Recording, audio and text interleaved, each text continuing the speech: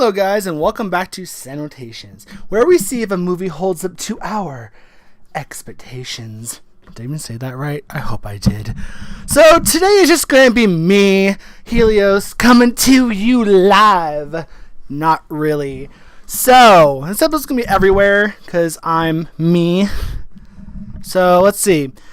What did I see this weekend? I went to go see Solo, a Star Wars story. Now, I don't know if you all have been under a rock, but Star Wars was bought by Disney. Oh god, I was running around the house getting stuff ready. Anyway, so Disney bought Star Wars a couple years back, and we've been getting Star Wars movies every year since the release of Episode 7. Yeah. So this year was the Solo movie, and it was a great film. Honestly, it wasn't. Okay, I'm all over the place. Pardon me. So overall, my thoughts on Solo, a Star Wars story, it was good.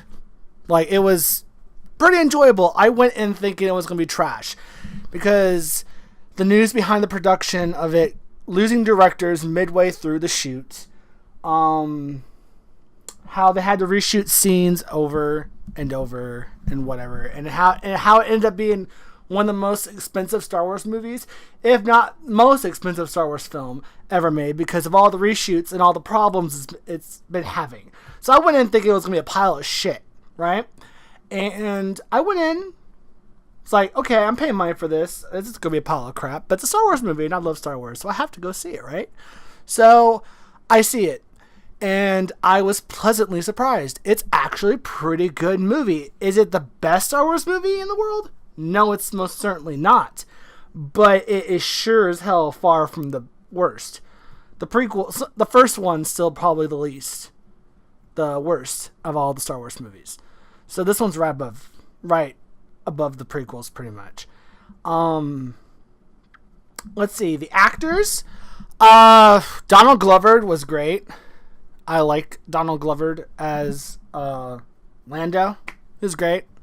I thought he was pretty funny. The guy who played Han, I cannot remember his name, but he's from the movie Beautiful Creatures. And don't ask me how I know that. I totally did not go see that movie at all. Anyway, so I was worried about the guy who was playing Han, because he doesn't really look like Han. But surprisingly enough, he was a pretty good Han Solo, a young Han Solo. Like, I believed he was a Han. I straight up believed he was Han Solo. Like a young Han Solo. And he was pretty good. I'm not gonna lie. And of course, Chewie's Chewie. Chewie's gonna be great. So, Han Solo and Chewie were the best parts of this movie.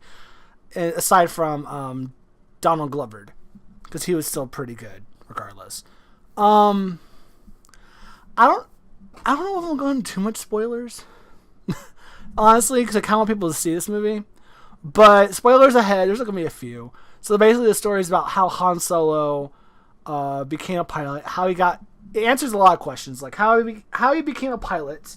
How he got his ship. He got his ship, obviously, from Lando. Which, I mean, was already known. But you got to see it play out how he got the ship from Lando. Through gambling. He won it through gambling. He find out he has a love interest aside from Leia back in his younger years. And turns out the main villain is basically a group of what would be the term for them? Vigilantes? Gangsters? Space gangsters? Yeah, I guess space gangsters. He ends up making a deal with with this bandit group. I don't even know what to call them. I'm going to call them space gangsters, because that's what it very much seemed like. They get nuclear energy for, to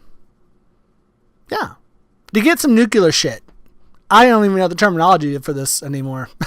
So his job was to pick up some stuff from a planet, steal it from them, from a colony slave planet, and give it to this guy. Give it to the guy who is played by Vision. The guy who plays Vision plays the main villain. And the Crimson Circle, that's the group. And if he does this, he gets paid a good chunk of money. So his goals, after he his backstory. I'm going all over the place here. He ends up leaving the girl he loves on this planet, where they were under the control of this one alien, female alien lady. I can't even think of her name, but they're under control of this gang, and they're kind of just stuck there. So they end up devising a plan. Him and his girl devise a plan to leave and go about their lives in space outside the planet of their home planet.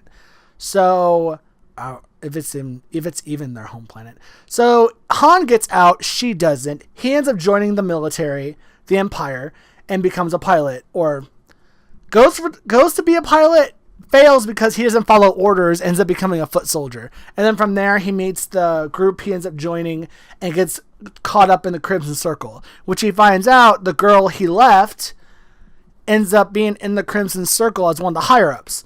And this whole mission is them trying to get the money so they can leave and live the rest of their lives in peace, which obviously does not work out at all.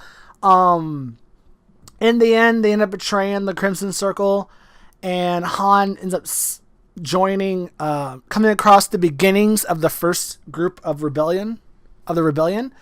And you come to find out his girl has ties to Darth Maul, which is a connection to Star Wars 1, or the prequels, because Darth Maul's in the prequels. Oh God, Star Wars fans are going to roast me. So he ends up, at the very end, they talk about how Chewie and him are going to go to Tatooine to deal with a gangster, Jabba the Hutt. So overall, it's a pretty good movie. I mean, this review is pretty much everywhere. Bear with me. This was pretty much last minute because I've been busy. But overall, I give this movie a B-, or like an 8 out of 10. It was pretty good. So thanks guys for watching, and I'll see y'all next time. And don't you worry, CInetations will be back to normal at some point. We're trying to come up with some new changes for it. So bear with us, and I'll see